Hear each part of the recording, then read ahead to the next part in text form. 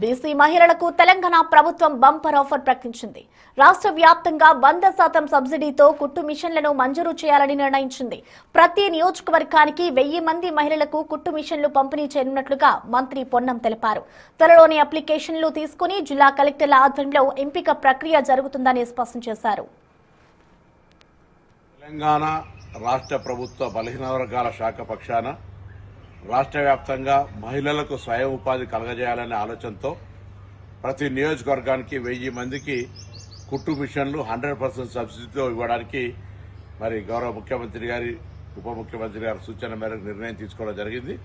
దానికి ఎంపిక ప్రక్రియ అప్లికేషన్ల ప్రక్రియ త్వరలోనే జిల్లా కలెక్టర్ల ఆధ్వర్యం లోపల మరి ఎంపిక ప్రక్రియ జరుగుతోంది. ఇది తప్పకుండా నియోజకవర్గానికి ఒక 1000 మహిళల చొప్పున స్వయంగా ఎదగడానికి ఆర్థికంగా కుటుంబానికి ఆసరాగా ఉండడానికి ఉపయోగపడుతుందని ఆకాంక్షిస్తూ మరి బలహీన వర్గాల శాఖ ఇంకా కొన్ని నిరుద్యోగ యువతకు సంబంధించిన ఉపాధి అవకాశాలతో పాటుగా కొంత స్కిల్ డెవలప్మెంట్కు సంబంధించి వివిధ కార్యక్రమాలు తీసుకునే దానిలో భాగంగా మరిన్ని కార్యక్రమాలతో బలహీన వర్గాల అభివృద్ధికి ప్రణాళిక చేస్తుంది ప్రభుత్వం.